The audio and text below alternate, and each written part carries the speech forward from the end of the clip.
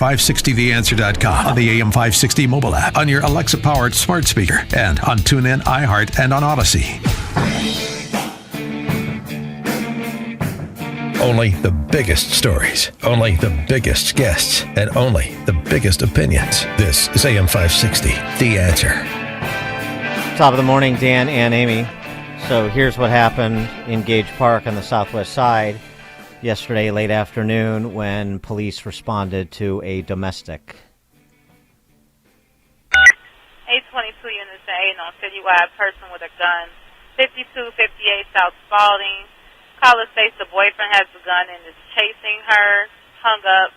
Nothing further. Zone 6 is clear.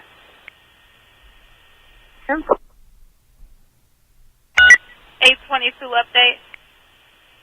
22. All right, we got a second call stating that the parents were having a loud argument and saw a man throw the phone outside the house. Nothing further. 10-4. 822, we got one running. 822 has one running. Can I get another car? 822 is at 5258 South Yeah, Spalding. Keep talking. Got one running out. Got a description? 822, you got a description? He just jumped the fence. He's back on Spalding. Male jumped the fence, back on Spalding. Do we have a description? Gray joggers, sorry. Okay, you got cut out. All I heard was gray joggers. What else? Black hoodie, gray joggers, ran down Spalding. There's a high fence, couldn't see which direction. All right, so we got a male Hispanic, gray joggers, black sweater.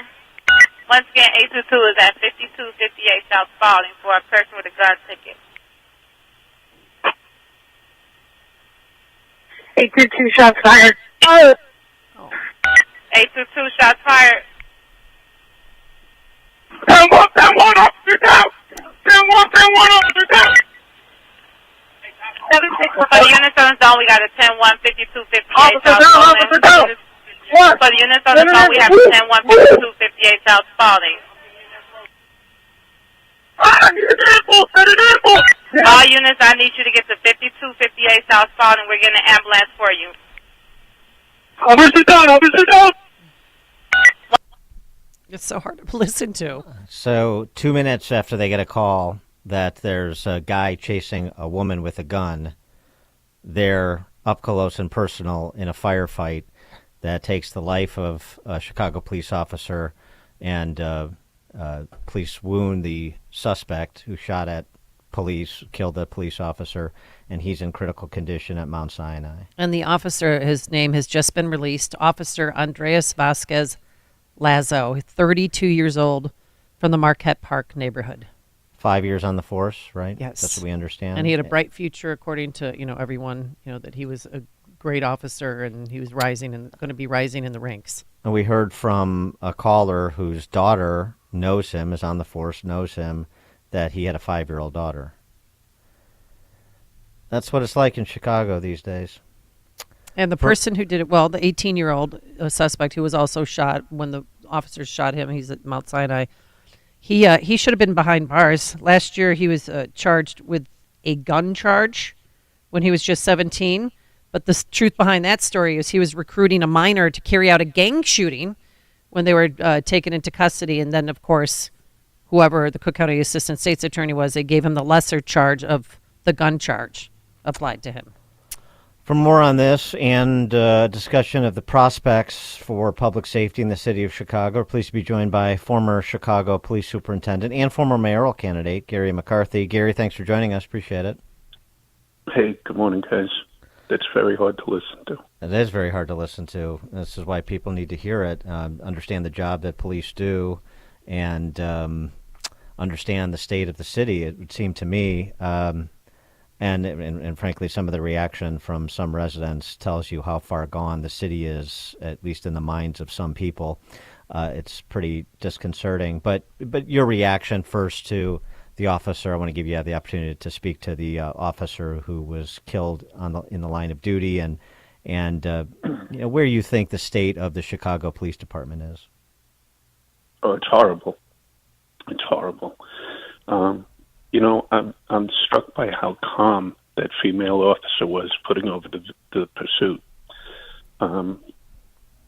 Unfortunately, 41 years of policing, I've been through this before.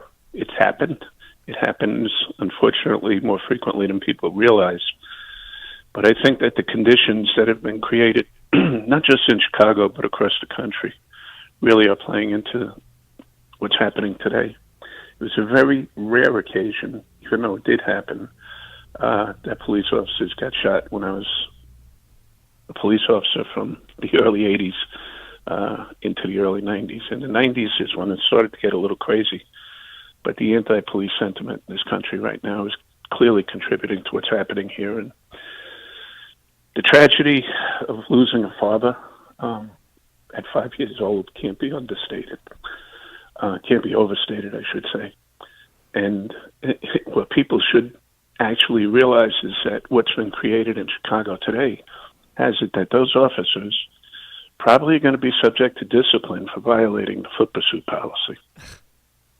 Oh, I'd love to see that. I'd love to see. I dare them. Disciplinary action. Please. Well, don't you remember that Copa actually charged Ella French after she was dead?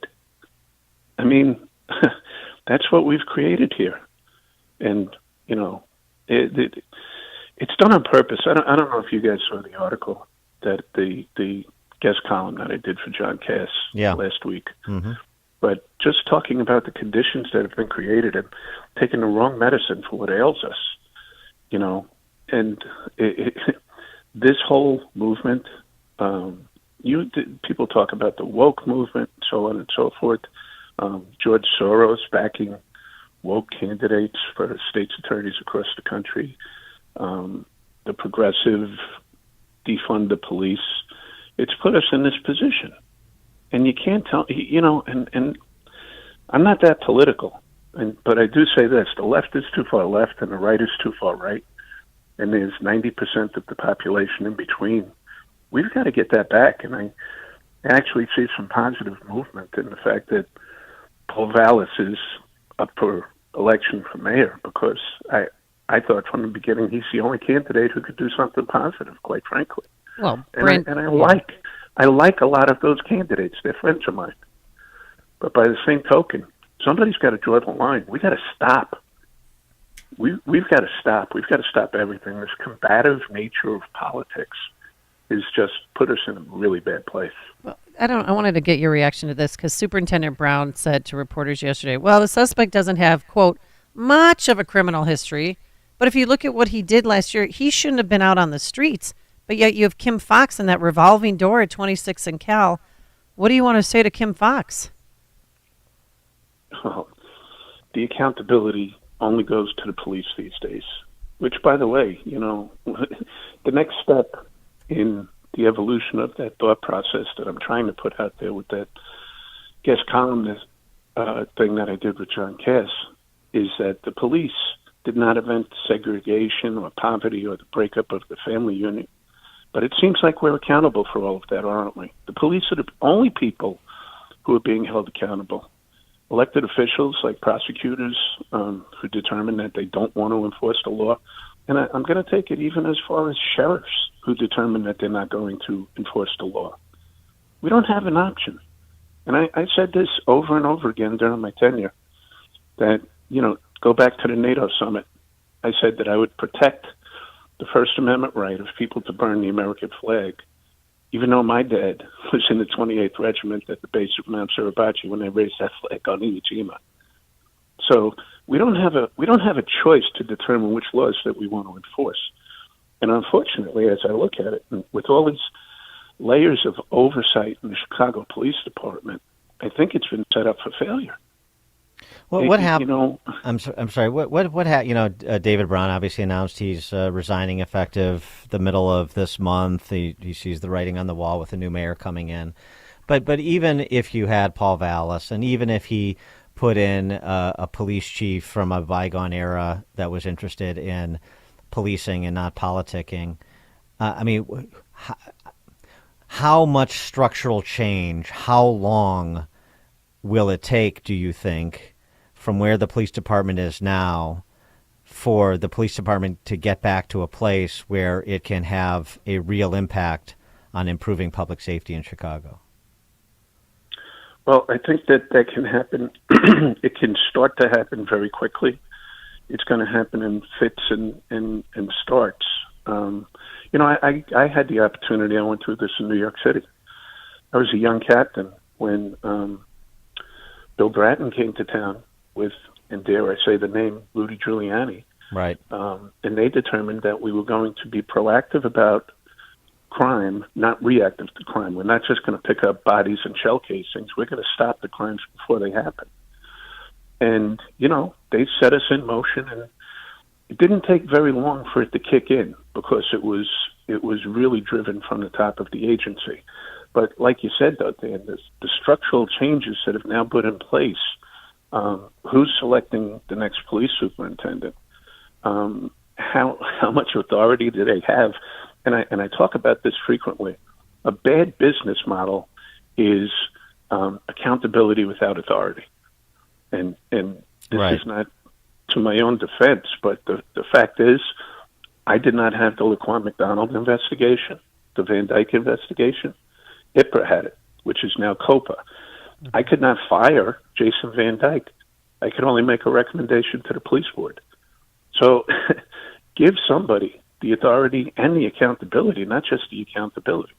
And there's a stovepipe system that has come out of different tragedies or scandals that have happened in Chicago, and we end up with the system that we're looking at today. And it just got more and more complicated over the last 4 years with different ordinances being passed. I thought that the police board was going to go out and find the next police superintendent, but apparently there's another group that just got elected that's going to do that has right. the ability to hire and fire. Right. That's You're even ridiculous. taking And away there's the mayor's kids. authority.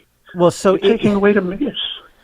right, authority. right. Kids made that council board. No, it's a good point. It's a good point. If that police board, I mean, let's just play out that metaphor with New York. If that police board actually made a good decision, brought in somebody like Bratton, and he said, we're going back to what we know works. We're going to go back to something akin a 21st century update of broken windows policing, and we've got civilian authorities that are going to back us up, and you've got a mayor and at least a majority of the city council that's going to back that play. If it just in terms of trying to think about something simple. In construct, if that was to come to pass, do you think we could turn the city on a dime when it comes to the endemic violence? We could start that turn. It's like turning an aircraft carrier. It's not going to happen in a heartbeat. Yeah. But the seeds can be sown. The impact of leadership is overwhelming, and I don't think people realize it. Bill Bratton and his crew that came in, because it wasn't just him. He brought up people from lower ranks and basically fired the whole upper echelon. And he was completely supported by the mayor until such time as they started fighting over who gets credit. Yeah, right. And, but I think that it can be done. I think that the seeds of it need to be sown, and then it can start very quickly. But there's always going to be people out there who are going to say, no, this isn't going to work, and it's tragic. But, this is the place where we are. We're going to have to start rolling up our sleeves and digging ourselves out. It's really that simple. If you were if you were in Chicago today as a kid fresh out of college and looking for a career in law enforcement, would you want to go to the Chicago Police Academy and become a Chicago police officer? Probably not, and it's that really says something, because I always wanted to be a police officer.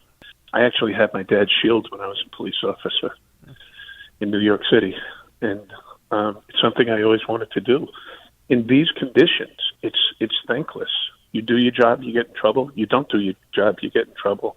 you don't even know what your job is anymore because it's public relations over public safety.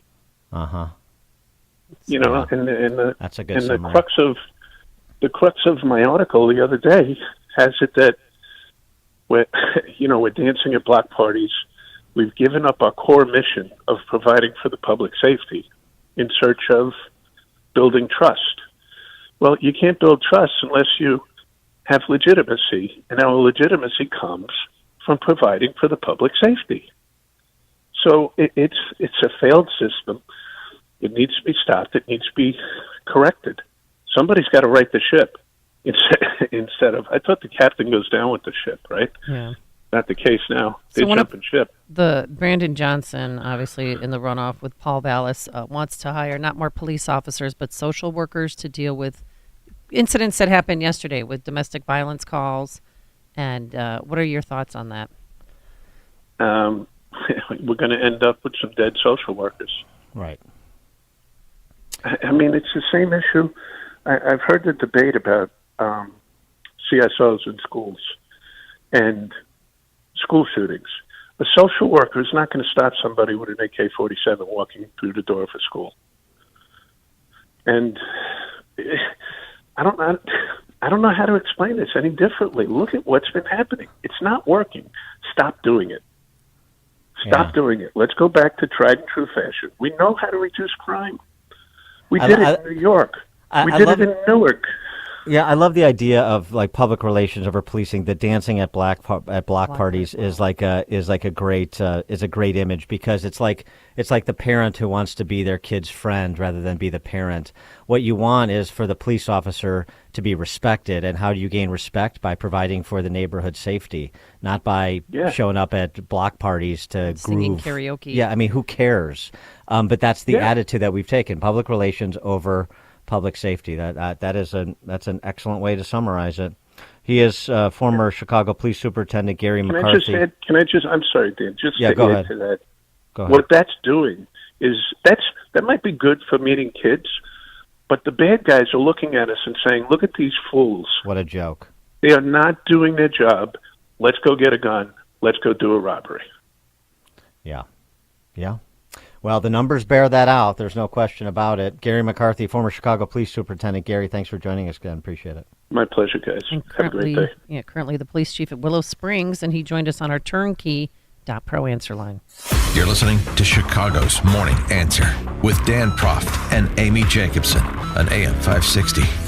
The Answer. Tell me why Relief Factor is so successful at lowering or eliminating pain. I'm often asked that question, and the owners of Relief Factor tell me they believe our bodies were designed to heal. That's right, designed to heal, and I agree with them. The doctors who formulated Relief Factor selected the 4 best ingredients, yes, 100% drug-free ingredients, each helping your body deal with inflammation. Each of the 4 ingredients deals with inflammation from a different metabolic pathway. That's right there, approaching from 4 different angles, maybe why so many people find such wonderful relief. So if you have back pain, shoulder, neck, hip, knee, or foot pain from exercise or just getting older, you should order the 3-week quick start, discounted to only $19.